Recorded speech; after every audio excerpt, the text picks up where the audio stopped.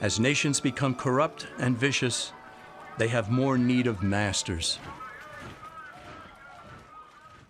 We have to ensure that we are unapologetic about our socialism. There are also other issues that we firmly believe in, whether it's BDS, right, or whether it's the end goal of seizing the means of production, where we do not have the same level of support at this very moment.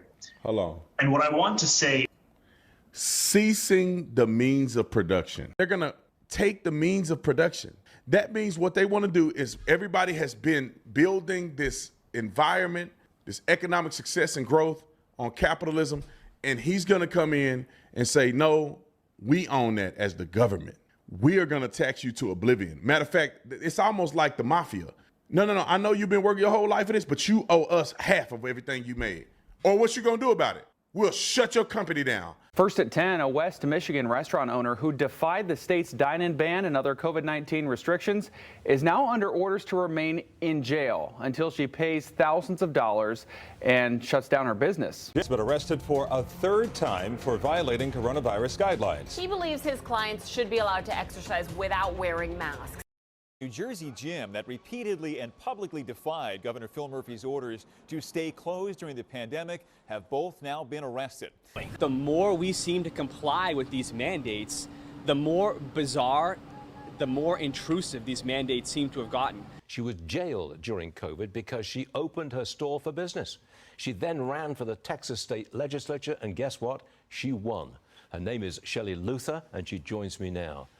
Shelley, is it true that you opened up your store again because you saw Nancy Pelosi getting her hair done during the lockdown? Is that true? Well, we actually had the salon open before Nancy Pelosi started doing that, but I had already gone to jail for opening my salon, and Nancy thought she could do whatever she wants. If you have independent government-run grocery stores, who makes the profit? It goes back to the city that's then run by him. So he want to take all the revenue from the city and be able to control what gets done with it based on what he wants. The alternative to Americanism is what has condemned most of the human race to live as slaves throughout the millennia.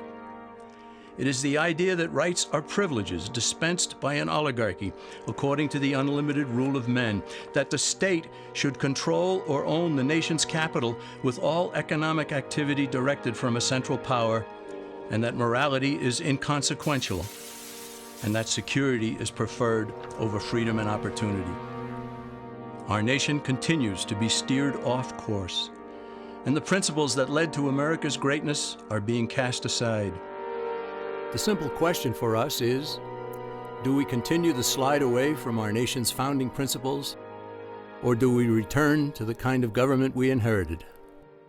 James Madison cautioned that limited government alone was inadequate for our nation. And John Adams observed, "Our Constitution was made only for a moral and religious people. It is wholly inadequate to the government of any other." George Washington stated, "Reason and experience both forbid us to expect that national morality can prevail in exclusion of religious principle."